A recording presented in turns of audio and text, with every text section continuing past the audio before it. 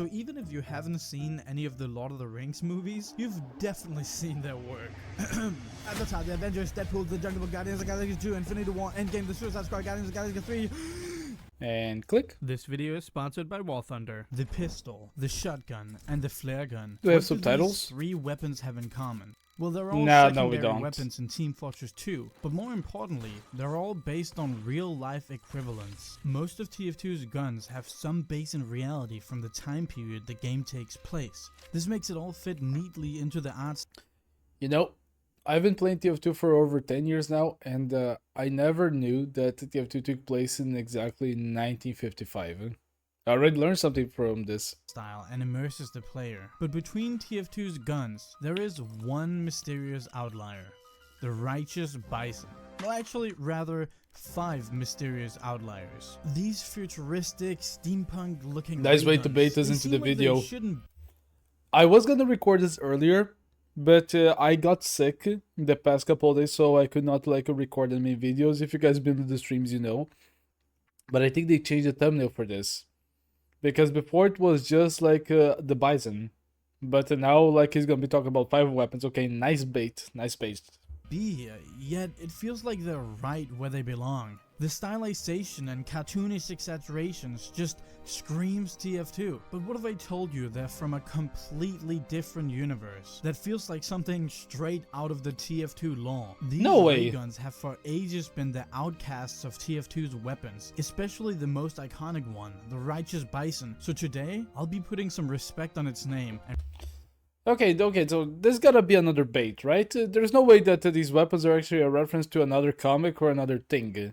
If this is not a Valve directly related to, I'm gonna be honestly baffled by this. reveal the story behind these weapons, the unreleased loadouts, where it all comes from, the man behind it all, and something scrapped from the game I never thought we would see. July 18th, 2011. Okay. Launch TF2 and join your favorite map 2-Fort. Everything is as usual when you play, but when you step outside on the bridge, you notice something in the distance. What is that? A trail of smoke can be seen emerging from something that has crashed into one of the barns in the distance. It's a rocket of some sort? No, a spacecraft. Alright, and I'll just say I'm gonna be pausing this video a lot. And I never thought I would actually discover that there was an update with Easter eggs before the time that I actually joined the TF2. Because the only ones that I know were about the MVM update, because they were putting posters and photos here and there, you know, pictures and stuff like that, if I remember. And I joined TF2 at the end of 2012, beginning of 2013.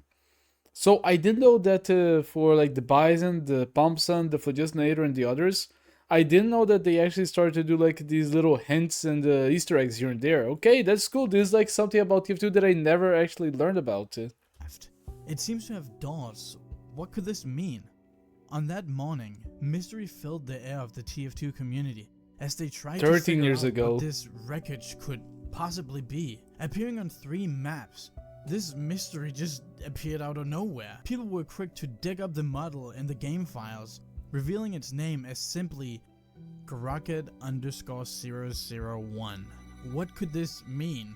Grocket? G-Rocket? I mean, Half-Life 2 Episode 2 ended with a rocket being fired. Could this possibly be a Half-Life teaser? And yes, people genuinely believed this. The whole community was just 13 years ago, and people were already theorizing about Half-Life 3. Well, let's see if we get in the next decade. Or maybe in the next year. speculation mode. What mysteries do these smoking wreckages hold? They're space-age weapons? Siblings of the brave Poopy Joe? Hats? At this time, nothing is known, but I'm assuming / hoping it has something to do Let's with be the honest, engineer. But the everything biggest goes back theory to at the hats. time was that it had to be teasing Meet the Pyro, which hadn't come out yet, and finally reveal that Pyro is actually from outer space. But only 2 days later, All the questions would be answered as the Victory update was released, revealing the truth about these rockets in a small comic.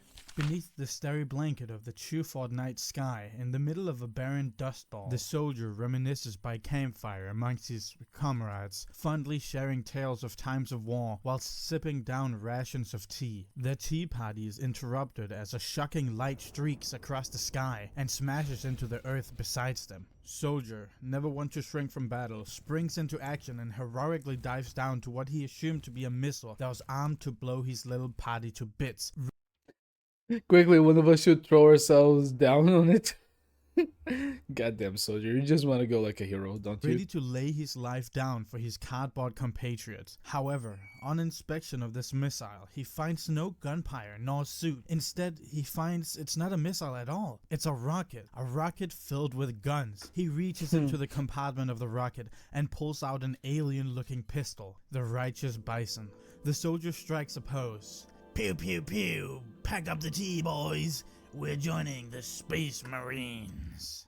Proceeds to go to the Warhammer 40k universe. Soldier sure does miss fighting with his comrades. If only there was a way for him to re-experience the rushing thunders of war. Wait a minute. Say that again? This video is sponsored by... Alright, respectfully, I will skip. I will skip like the ad for this. And let me say, I'm still get impressed that there's just so much about TF2 that I don't know. Even if you like play the game for 10 years, you will like never know everything. And I didn't even know that there were comics that would just be dropped occasionally to just tell about an update or something like this, you know? I think that the last one that I knew it was created was like I think it was like the one that we got Soldier vs. Devilman, you know, and whoever was the winner would be given like a special item. Like it would be like given a reward. And I think that in the end the Devilman won. No, I think the Soldier won, so he got the gunboats, right? But this is a topic for another day. Let's continue. Make Soldier proud. Now let's get back to these weird rockets. It was then revealed that the rockets were a lost shipment from something called Dr. Grodbod's infallible aether oscillators. So the G in the rockets actually meant Grodbod rocket. At this point in time, we have no idea what or who Grodbod is. All we know is that Soldier found a lost shipment from them. There's even like a manifest of the shipment, so it looks like products. And that manifest includes what we now know as the Victory Pack. Included in this, we had the Cowmangler 5000. I completely forgot the Cowmangler was on this. I don't know why. A primary weapon for the soldier replacing the rocket launcher. The Righteous Bison. A secondary weapon for the soldier replacing the shotgun, which became a meme and is now just considered a joke within the game. Lord Coxswain's Pith Helmet. A 1920s British safari hat for the soldier. Lord Coxswain's Novelty Mutton Chops and Pipe. A new facial hair. I thought it was only going to be about weapon, but no, we actually got exclusive heads of the event. And now for every single like different update, we got 20 heads. But back in the day, one head was already a big thing. Hairdo for the soldier, along with a pipe. Soldier had gotten a brand new item and cosmetic set, and the community loved it. Even though it wasn't for Engineer or Pyro like most people had hoped for. Okay, except for the people who were actually furious that Soldier got this patch with new weapons, because Engineer was a very underdeveloped character at that point in time. But it was a new item set nonetheless. However, after these items were added, the rockets didn't disappear. They just stayed there, with no change. A week went by, no change. 1 month, no change. 3 months, nothing.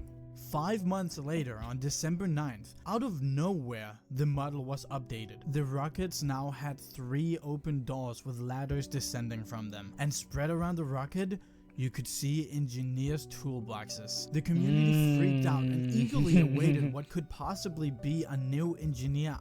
Okay, now this is an interesting way to just keep the thing and just show that there are still things to come.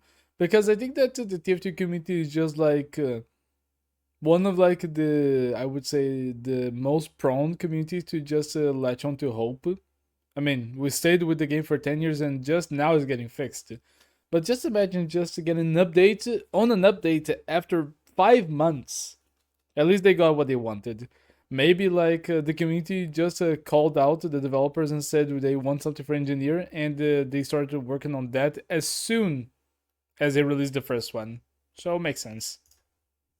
But this is so item cool. set. And 1 week later, the community would get exactly what they asked for and more. Once again revealed alongside another comic. It's Australian Christmas Eve at Engineer's I didn't house. see this one There are too. all manners of festive decorations and presents around the house. Basked in the glow of the fireplace's warm light, the engineer reads to the pyro, the story of Australian Christmas. A classic Australian Christmas tale of abduction, shoutouts with the mafia, and wonder. The pyro hangs on to every word from the engineer, attentively sitting on the carpet. The twinkle of a particularly bright star beams through the window, catching the engineer and pyro's attention. They watch as the star glows brighter and grows bigger. It's heading directly towards them.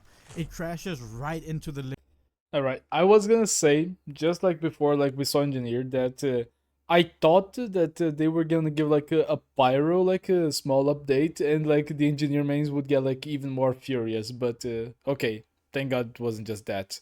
And seeing that they have like a comic that was released like in 1 day, and 5 months later had another one, this makes me wonder if they actually had like the time for like from the first release to this one. You know, just the time to make the comics from scratch. Did they make it this from scratch, or were they already working on it? I wonder if we'll get this answer later in the video. living room, leaving behind a massive hole and a smoldering crater in the engineer's living room. It's another rocket filled with space guns. The engineer reads a note attached to it. Greetings, emissary from another dimension. We have heard your plea.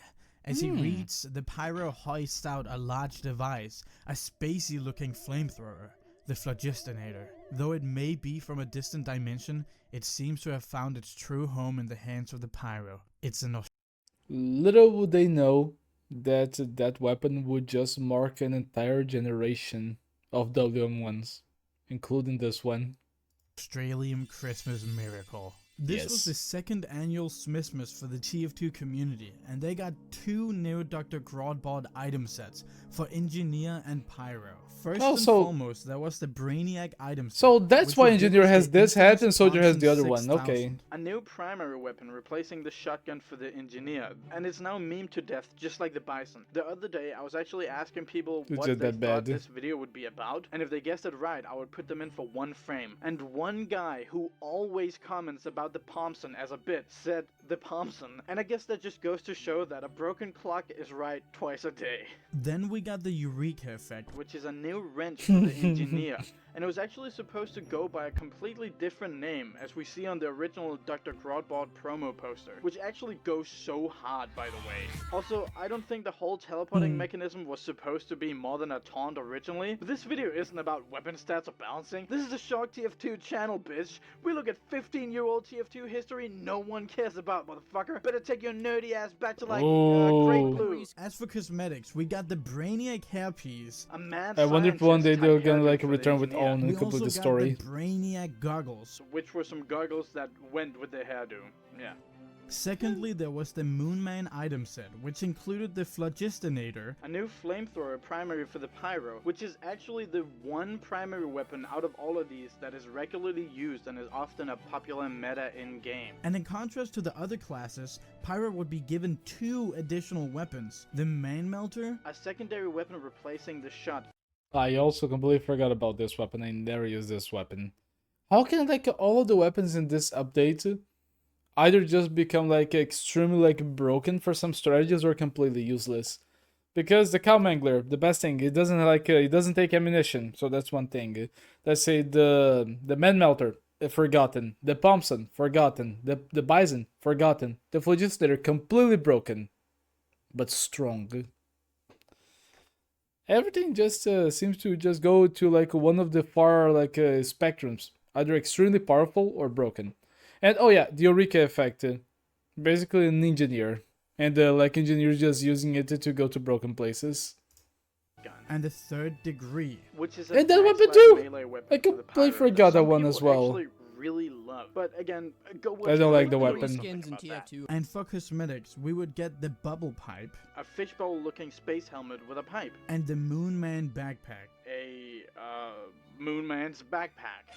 The item sets could be bought as bundles in the shop. If purchased, you would get the Dr. Grodbot's crests too, which were medals with the Dr. Grodbot logo on them. And how much are these bundles, you may ask?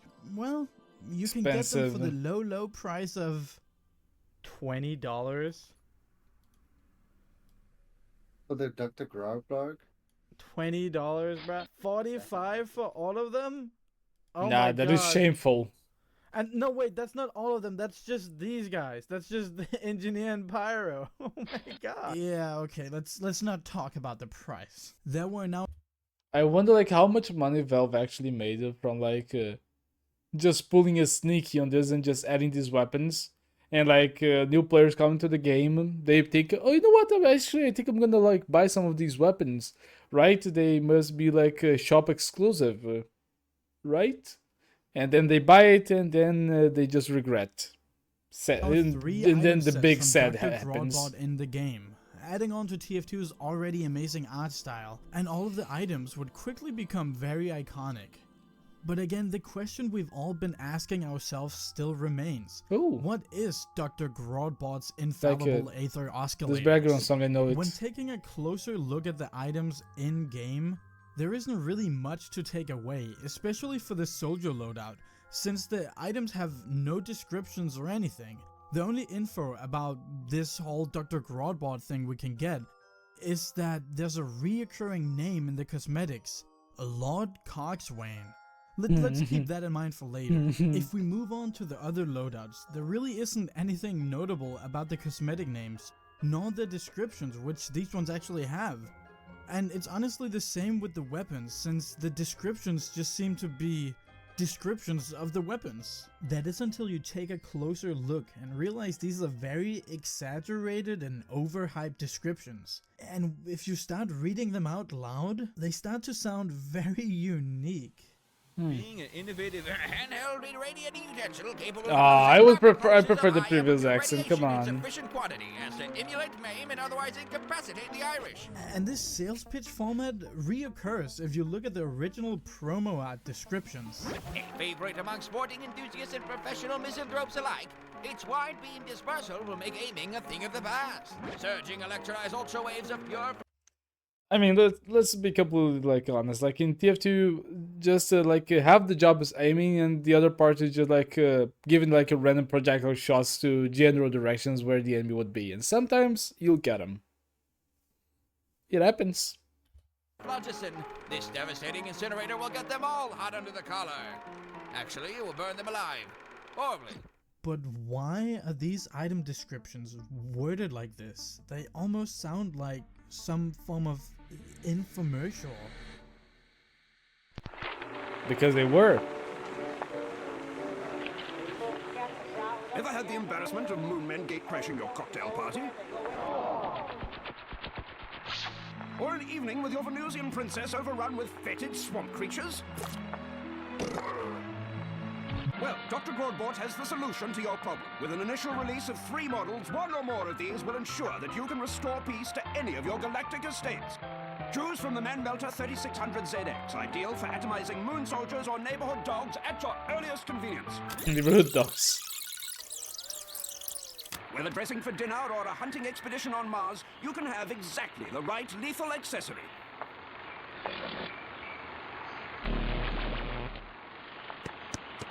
Order now. You can own any of Dr. Grodbot. Dude, like these trailers, like from like back in the day, even if they are just like satires or not, just like pointing like disintegrate like a ray gun to a horse and just like turn him to dust. It's just wild. Grodbot's infallible ether oscillators for one easy payment of $690 plus applicable taxes, and you may even win the complete set. Come on, plus taxes? No, they should be included. What originals? Weta Workshop is a special effects company founded in 1987 by the couple Richard and Tanya Taylor. They started gaining lots of notoriety from their work on the Lord of the Rings trilogy, designing and... Dude, I felt that the name was like a familiar. They also worked in like the Hobbit, and as well like on the Rings of Power, if I remember correctly. But dude, like Valve actually like working with them? This is amazing. I didn't making know. armor, blades, and creatures, bringing the movie to life. And at the same time, they also formed a visual effects branch and became pioneers I didn't of know modern that. VFX and CGI. So even if you haven't seen any of the Lord of the Rings movies, you've definitely seen their work. Avatar, The Avengers, Deadpool, The Jungle Book, Guardians of the Galaxy 2, Infinity War, Endgame, The Suicide Squad, Guardians of the Galaxy 3. And They actually worked on all of that. Oh, Chicken Jockey. I didn't know that they worked on so many things. I didn't know. I thought they were like one of those companies that just like shows up for like one of the greatest releases of all time and they disappear. But I was wrong. I was completely wrong. I'm 100% wrong. What the hell does that have to do with Dr. Groddbot? Dr. Groddbot isn't a movie, but it's hard to tell what it actually is when peeking in from the outside. And somehow there's no Wikipedia page on it. But from what we can gather from the outside, there's gonna be after Raygun this, right? replicas, books, comics, a D&D campaign, the TF2 collab, and even a mixed reality game. But to my surprise, a lot of these things came out after the TF2 collaboration, and Dr. Groddbot seems to be very infamous outside of the game. Okay, give me a second, because I need to readjust my own camera for this. Because I'm actually leaning in. I have to lean in after like hearing so much. D&D, Lord of the Rings, so many other movies. Like, who is this guy? Now I'm actually 100% locked in to know. Gaming community. So it really piqued my interest in trying to figure out just what Dr. Groddbot actually is, how it started, and how the hell it ended up in TF2. Well, The hats thing happened, and luckily they came across to us and said, would you like to make hats? who's better to ask than the man behind it all? Gibbon? This is Greg Broadmoor. Is he the creator of the guy?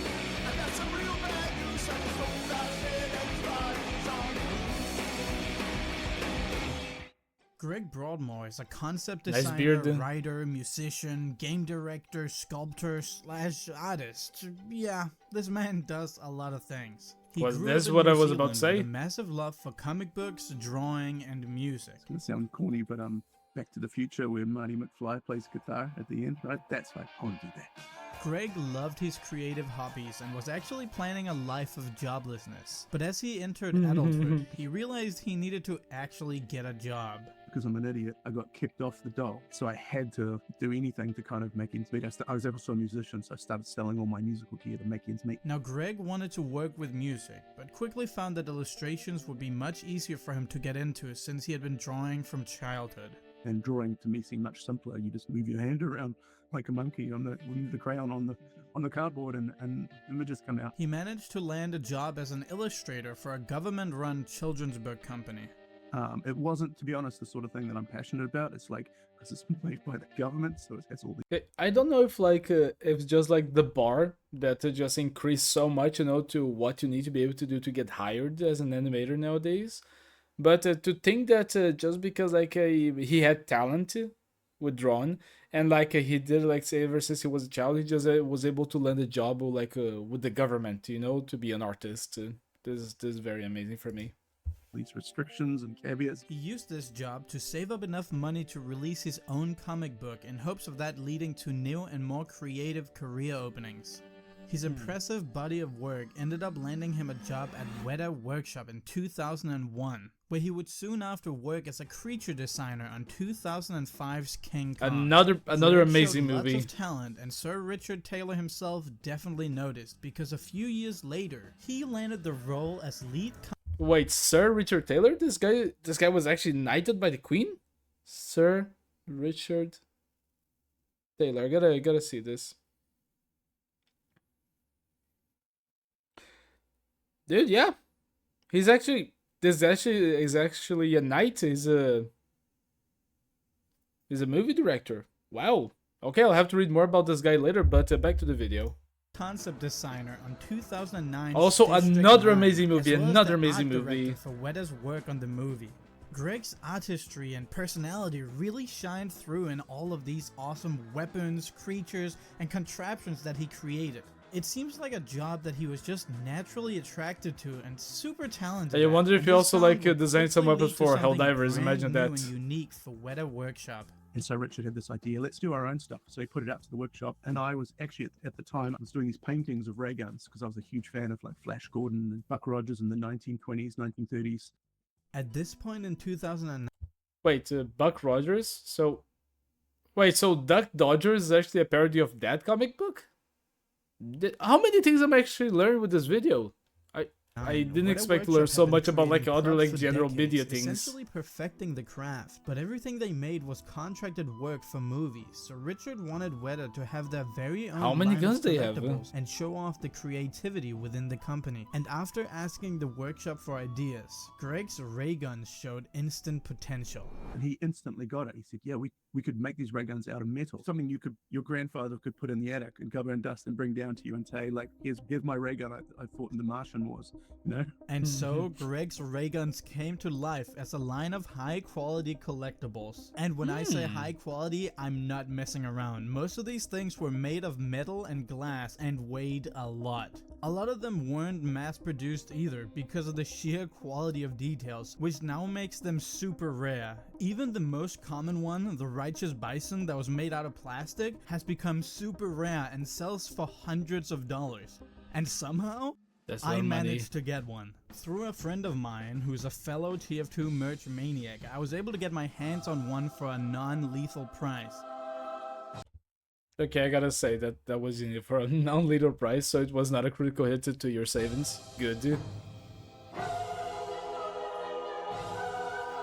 Doctor, are you sure this will not put us into crippling debt?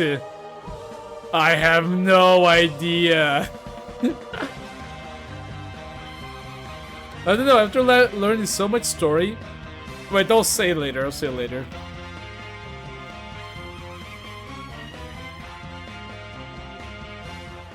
And yes, this one might be Alright, now I can say it. Like, after like learning so much more history, not only about TF2, but like other sources of medias and other like companies and people, actually being able to see an unbox of like a real life like Bison, you know, Righteous Bison.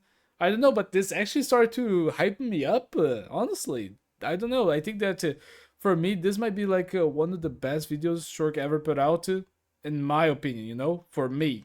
Not in general. I know that there's like a lot of videos there that are great, but so far I think that this is the video that just brought me the most hype. But let's continue. made out of plastic, but the quality and detail on this is just astonishing, and it's just mind-blowing that I'm literally holding the Bison from TF2. Let's go, let's go, let's go.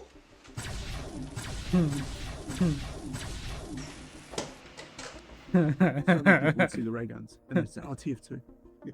And I don't mind. I'm just glad they were enjoying it. It's actually, as a TF2 fan, kinda hard to unlearn that these guns aren't actually from the game, but all based off Greg's existing Rayguns. If we look at the box, we can actually see most of them. Of course, there's the Righteous Bison and Man Melter, which are just basically the same in and outside the game. But then there's the Pierce 75, which inspired the design of the Cowmangler 5000, and only 400 in the world were ever made. But even crazier, there's the Unnatural Selector, Greg's that would favorite be- raygun, which is actually the inspiration behind the Oh, I was gonna say- Phlogistonator. And there's I was gonna ask, would this like be a Phlogistonator or a weapon for a sniper? Imagine you... Wait, because technically a sniper has one of those, but it's like it's a risking of the Machina. But imagine if we actually had another one, a different only one. 50 of these ever made. Getting one today would set you back about $6,500. Oh, my heart. Oh my god. No. Now that would be a little price. Little price. But really, just I felt my heart just like crunching a little bit, you know, just by hearing that £5,000, $6,000, almost $7,000. Dude, just imagine like having one of those like just in your garage, you know, just piling dust and never opened. but rarest of them all, with only 30 ever made. Which the one? Thompson 6000. I think this gun is just beautiful, and it The blows my Thompson? feeble mind that this exists in real life. This thing is just taken straight it's out beautiful. of the game, and it's made out of metal and glass. Oh my, that's really heavy. That is full metal jacket, or whatever you call it. I don't care what How Uncle much? Jane said. The thing is just so fucking ugly. Like, it just looks like an amalgamation of pipes and buttons, vaguely shaped into the approximate outline of a gun. I'll be a Wait. I have to actually Google something real quick.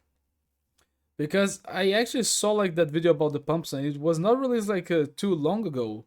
They actually, let me see, Uncle Dane. They actually like added that little segment on the video just so quickly that they had like a heads up. Oh, okay, it was like 3 weeks ago, so they released that at least like between that time. Okay, so like in there's like 8 weeks ago. So they actually went and saw that video as they were producing the script, and they adapted it like until like the final release. Honestly, like Short's team is actually working very, very quickly, I will say. I thought that this would have been a video that would be working like, or it would be in production for some time. But actually seeing that they would be able to update the script with something that happened just like a few weeks ago. Impressive. Thompson fan for life. There's currently not a single one available on the market, and I don't even want to think about what the price would be if someone decided to put it up for sale. As you can see, these At least real-life £8,000, replicas I are say. beautiful. My favorite one is actually the Man Melter, simply because of how it's displayed, and it just perfectly captures the vibe of Dr. Grodbots. But Kind of like it gives like that vibe that it is like a luxurious weapon for self-defense, you know, because of like the casing and everything. But I cannot just imagine like this being like so heavy. For me, like the best one is just the Pomps. Is like the most beautiful one with the red in the design. Raygun replicas weren't the only thing Dr. Grodbots provided. Greg was given free reign to build a world around these props, and they created an in-universe website, made comics, and wrote books, giving us a peek into this universe. Its main goal was to satirize the early 1900s in an alternative universe, back when nobody really knew anything about space nor science in general. And a lot of the stuff people wrote were just assumptions. And to give you guys a peek inside of this universe, Did they get I anything actually right? managed to get my hands on the second Dr. Grodbot book, released in 2009. This book is hands down amazing. It features all the original artwork of the guns we know and love, written like an old 1920s Sears Roebuck magazine, with That's blurbs cool. about all the weapons, creatures, and contraptions within the world. But that isn't where it ends. The book also features comics, where we follow the poster child of Dr. You know, if they actually released like an update, or even if it was just an extra like a content for you to purchase on the market, you know, on the Steam market, imagine like if they did this for 60 parsecs later, you know, like the sequel to 60 seconds, but it's in space. If they actually like had this character showing up or being a possible ally, if you recruited them along the way, that would be like a great reference. Grodbots, Lord Coxswain. Hey, remember that? Remember that? Remember that? Thank you guys, thank you. Lord Coxswain is, to put it simply and bluntly, an idiot in space. In this alternative universe, the British have So started that's White colonizing Soldier. space, And also that thing, like, it really looks like mainly Helldivers. Venus. This is where Lord Coxswain comes in, a buffoon British general who leads missions to colonize Venus, and we see him on various adventures, trophy hunting rare Venusian creatures, but also carrying out a Venusian genocide, claiming that they're uncivilized savages, which they're not. The books are absolutely hilarious and a great way to poke fun at this time period. I won't go into detail on everything the books contain because I would highly recommend that everyone gets to experience this for themselves. Just £5 It's not only for a hilarious hardcover stories book? and world building, but these books feel like Wait, let me read experience that, let this me read. for themselves. Because then like the book went on ultra sale right after I bought one secondhand for like a 50. Oh, 50, okay. So for it to get an online like purchase is like £5, right? Since it's not only hilarious stories and world building, but these books feel like owning a piece of art. Like, this shit is beautiful. The sheer artistry of Dr. Grodbots even spawned a worldwide exhibition from Hong Kong, China to Dusseldorf, Germany. The exhibition aimed to show people this amazing That world is Greg cool. had built and inspire young artists to do more art. The Weta team also hope the exhibition will motivate young art enthusiasts Dr. Groddbot has in general done an amazing job inspiring artists. Art enthusiast. Wait, what is Dr. it? Groddbot Whether would sell unpainted bisons at a discount for fans to paint themselves. Oh, this is has in general amazing. done an amazing job inspiring This is honestly artists, and amazing. they've even done Raygun contests. I just think everything Dr. Groddbot stands for is amazing. But how the hell does this all tie into TF2? I was a huge fan of TF2, as we all were. Greg Broadmoor had always, from a very young age, had a Oh, passion that for like video games. 90s like While haircut I too. work at a workshop making film, when I go home, like most of my friends working at my colleagues at workshop go home and watch films, I would go home and play video games. In fact, he always saw Dr. He's a Groddbot's gamer. universe as a perfect foundation for a video game, and around the year 2008, Weta got a visit from some familiar faces. Valve had seen the potential of Weta and wanted to recruit artists from Weta to work on their teams. They invited Weta out for a visit to their offices. Greg didn't end up working for Valve, but had a good time visiting them. So me and Richard went and saw Gabe for a while. I said, I want to make this into a video game, you know, what can you suggest? And he gave us a bunch of great ideas.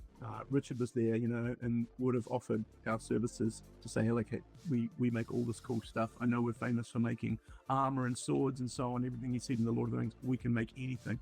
And would have showed Gabe some of the cool things that we make. And to this day, Gabe comes along to us and asked us to make interesting things. This interaction actually led to the creation of the one-to-one skill sentry gun, which I've actually had the pleasure to experience in real life, and it's amazing. A great display of the talent of Weta work. Wait, a 1-to-1? A 1-to-1? And is that big? I thought, okay, makes sense because like we're playing a video game, we might not get like the scale of like the mercenaries in real life compared to our own. But dude, look at the size of that thing. But Valve also ended up recruiting a few people on that trip, notably a very talented animator and friend of Greg by the name Bayrate. Bayrate, who was the creature facial lead for all 3 Lord of the Rings movies, is basically the person that brought Gollum to life. Oh, and a few years later, he would go on to create a little known animation tool called Saw's Filmmaker. It's... Hey, my name is Bayrate. Bayrate, where's the update? Sorry if that was too loud, but I just started to learn SFM. I've been trying to do some thumbnails on SFM. You know what? I'm even like gonna display for you guys right now some examples of some thumbnails that I did on SFM. And let me tell you, it was pain. If not for Stakey and Crushmall and other people helped me on the stream, you know, that would be crazy. Once again, thank you everyone who helped me on the streams, I really appreciate it. But where's the update? We need the update. You guys updated TF2, but now I want an update for SFM. A lot of us have worked on big budget blockbuster movies. During those experiences, we realized that movies could be made much more efficiently and with more creative freedom. So we joined Valve, and for the last 7 years, we've been creating movies in a very different way. I'm going to talk to you today about a storytelling tool that we built inside Valve's Source Engine. Where's the condensed sequel? the entire pipeline of an animation studio down onto a single Where's the game update? PC. We're calling it the Source Filmmaker. But a few years after this Valve encounter, Bayrate would return to New Zealand and tell Greg about how the TF2 team had been implementing these things called hats for a while, and that they wanted to open it up to third-party collaborations, and that they eventually actually wanted to open up these kind of collaborations to the community as a whole. And luckily they came across to us and said, would you like to make hats? And that's literally what it was, and I think that's why the first thing I drew was probably a Perth helmet. But I was like, fuck yeah, man, like I've got these Rayguns, like, could you put the Rayguns in Team Fortress 2? Is that possible? And they were totally open to it. Okay, you say whoever like this edit, this was in SFM, and everything with the light, the green screen, so they would put like the interview there. This is like a great like scene that I really enjoyed it. Greg got to work redesigning his Rayguns to fit within the TF2 art style, leading us to the in-game Rayguns we know and love today. Thompson basically said Creating the same. Victory pack for the soldier based on Lord Coxswain himself, and then creating the Moonman and Brainiac set. One of the coolest things about these loadouts that not that many people know about is that Weta's sound department even designed custom sound effects for the weapons, but they were very loud and movie-like, so Valve ended up not using them.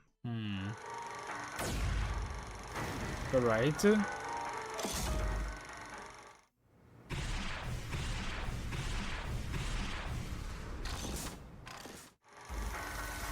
I don't see that much of like a big problem. I know it's different, but it doesn't seem to be that problematic unless if it was really that loud. Actually going to be a sentry gun for the Brainiac pack, which was okay, this is something that I stood quiet in the beginning, but I've actually heard about this. And I think that this is just because like Shork made this video and more people got aware, but I actually saw a post on TF2/Reddit, you know, about like the Eureka Effect sentry gun. I didn't know it was from here, but let's see where this goes. fully finished and ready to get in the game, but it got cut because of having too many bones, and the design couldn't really be simplified. It looked great though, and once again it was fully finished, and even rendered out for the promo poster, but sadly we never got to see this sentry in action. We only got to see some concept design and one screenshot of the early model that was floating around. And dude, the that would be finished so version weird. has only been seen in this unreleased promo poster, nowhere else. However, as some of you may know, this isn't where it ended. Greg had fully finished 2 additional loadouts for Medic and Scout, whose cosmetics were also fully finished, but never seen by the public outside of the promotional images that were uploaded onto the TF2 workshop. That is until now. Greg Broadmoor himself found the old models and has allowed me to make some exclusive renders to showcase these loadouts. Keep in mind that it was only the cosmetics that were finished and the weapons were never turned into models. For Medic, we were supposed to get the Man of Science, featuring an almost one-to-one version of the PS75 called the Mercy Killer, along with this completely original Raygun Medigun called the Anti-Death Ray. The cosmetics also had that mad scientist/doctor vibe, with a spacey looking medipack and what looks to be torture devices on a belt, and these really cool magnifying glasses. But will we know what it does? I quite like this loadout, and especially the glasses. For Scout, we come on, we gotta know what they do. Damn it, maybe it was not like such a personal project for him, but I really wish we knew like what they would do or what the stats would do. At the Rocket Boy, featuring a one-to-one version of the Dr. Groudbot Saboteur 66, as well as another original weapon with a very totally normal name, you know. The what? Hey guys, Dwight here.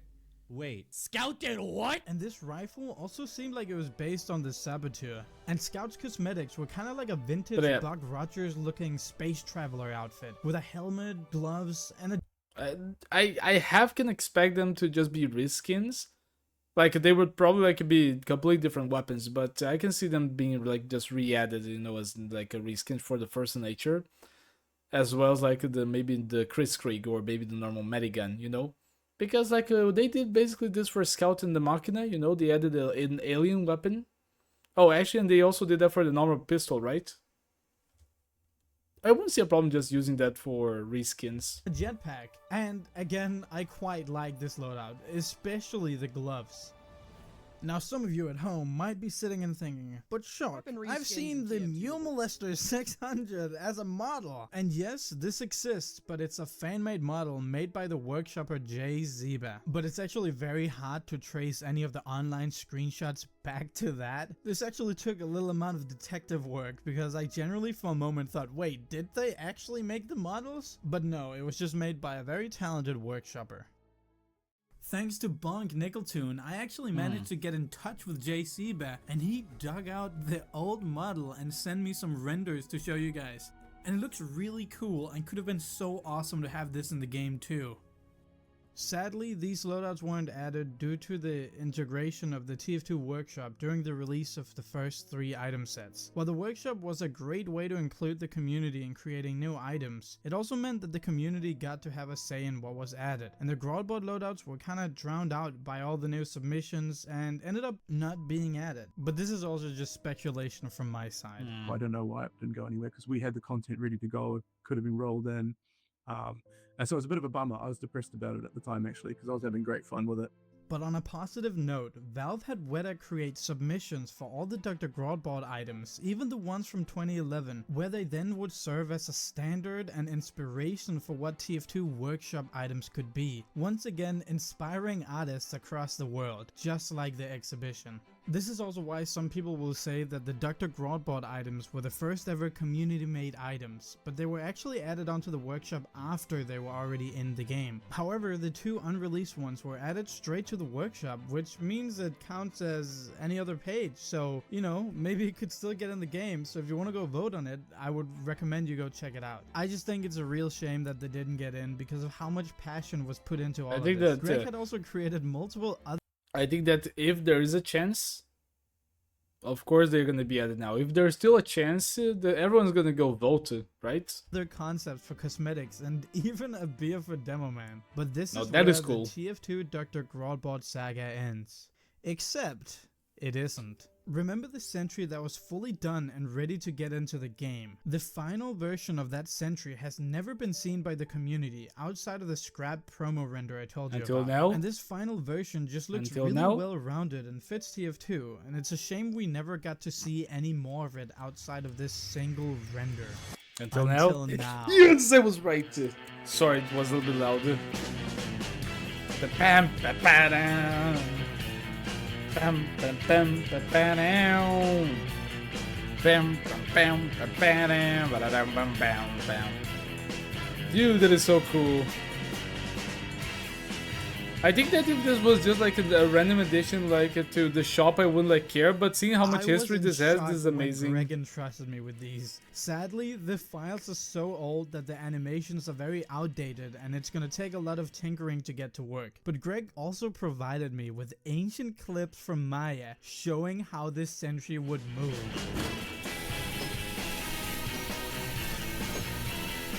Look at the level of... Alright, 2 things. First, look at the level of kind of like a junkiness that thing has, just kind of like just messing to one side and then landing onto the other one. That is like very detailed. And second, when he said that he was surprised that he was like entrusted with this, honestly, like if you worked on something like 20 years ago and now a young YouTuber, animator, you know, content creator just comes to you and tries to just understand what happened to this and like if he like had anything to share about like what was this project and how this was supposed to work. Also, like this whole thing just showed passion from both sides, you know, because what would be the end of this? Maybe just be like thrown away, discarded, deleted. He actually kept it for 20 years. He had that.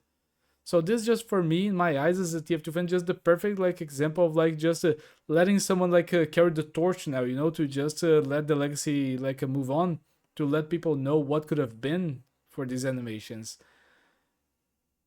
And honestly, like this is amazing. It's extremely respectful to both like the community and to both like the original creator and the person who wants to bring this to the world. I really enjoyed this. Look at that. Dude, this actually seems so crazy.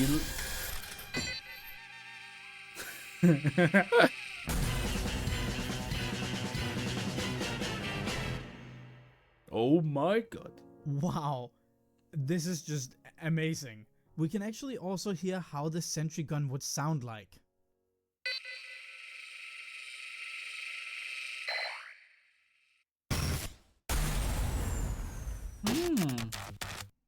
Not only does it have unique animation and sounds, but it's also got this Dr. Groddbot build menu, which looks awesome. Oh, and remember when I said that the Eureka effect teleport might have just been supposed to be a taunt? Well, Greg actually also sent me the original version of that.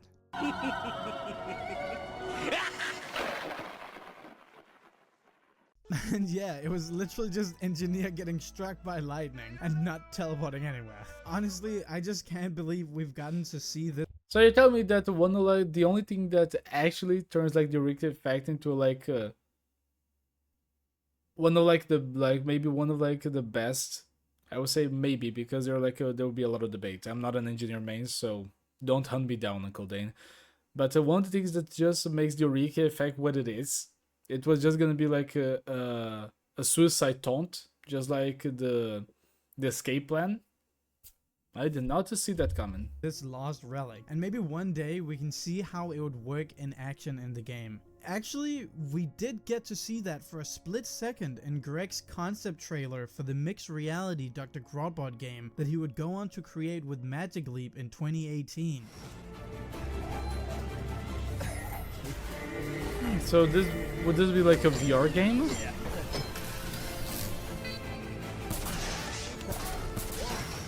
But that is for real where the story ends. I guess all we really need to do now is answer the question we started with. Why do the guns fit so well within TF2?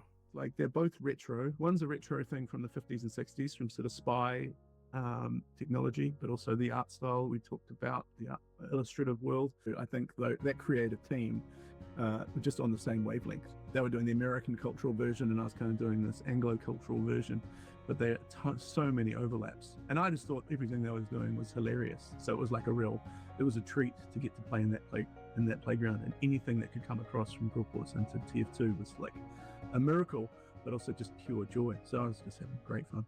Greg Broadmoor is an insanely talented artist with lots to show for it, and he even helped shape TF2's art style / inspire the community, which is very admirable. Today, 14 years after the TF2 collaboration, and after directing a video game himself, he's returning to his roots of illustrations and comic books, which is what started all of this. In less than a week from the release of this video, he's releasing a 200-page graphic novel titled One Path, the first of 4 that he's been working on ever since COVID started. And everything in this is illustrated by Greg. As mentioned, Greg also does music and even made the rock song that I used during his introduction. Throughout researching for this video, Greg has actually become my favorite artist, and as TF2 fans, I think you guys would love him too.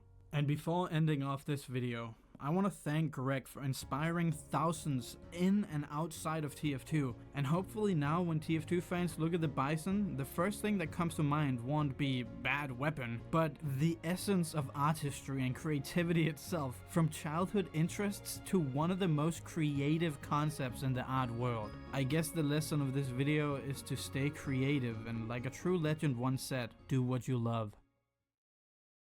Ah, dude. Had we continued going, You just had like to give like another big hit to the heart with the kitty quote, right? made that for TF2 as Right well, in the but I don't know feelings. who would have used it. It's a beast of a thing. Maybe like Sniper. Thank you once again to War Thunder for making this video. Alright, let me just skip this to the last part. Exclusive vehicle decorator. Obligatory. There we So go. go try out War Thunder. I guess I'm doing my obligatory like outro with gameplay here. Yep. Thank you all so much for watching. I generally had no idea where this video would go when I started it. I was just thinking about these weapons and the Bison, and I started looking into it. I got the model, and then I reached out to Greg, and then it just kept evolving, and I'm really happy with what it turned into. It's a little bit different than stuff that, you know, I've done and I've seen, but I hope you guys like it. So let me know if you guys want to see more like this, and again, you should really go check out Greg Broadmoor, check out his new book. It's awesome, and a huge thanks to my friend Justin, because this video with all the renders I did couldn't have happened without me coming to him and asking him for help. So thank you, I need to manually update and fix the textures, models, etc. to make it work. Justin. Everybody, Oh, I need it. say thank you, Justin. Me and Justin are also working on some new stuff that's gonna be pretty hype, but yeah, I'll see you guys later. Justin are also working on What was some that? new stuff that's gonna be pretty hype, but yeah, I'll see you guys later. Meet the real medic. Oh, okay, nice way to nice way to do it. But can I just say that honestly, this was my favorite like short video so far, and here's the basic reason. We started the video thinking it was about maybe one weapon.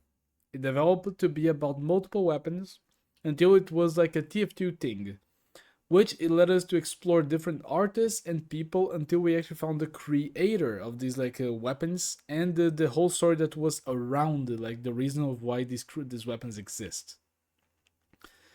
And it just led all to like to the end to just discovering things that could have been for TF2 and maybe can still be one day in the future. And to all of that, I just say thank you, Sharks. I think that if it was not for you, we wouldn't even have the chance to just be able to get all of that. Thanks so much for all the work you put into TF2, with the TF2 voice actors, to all the people that you've been like meeting so far to be able to discover more and more about the game. And I hope you can continue your work. I really do. I really enjoyed this video. I want to see more in the future. So guys, thanks so much for being here. I hope you guys already gave a like to the original video, link down below as always. And until next time, I'll see you guys then. Okay? Bye. See ya. Have you considered becoming a patron or a member of the channel? Links down below.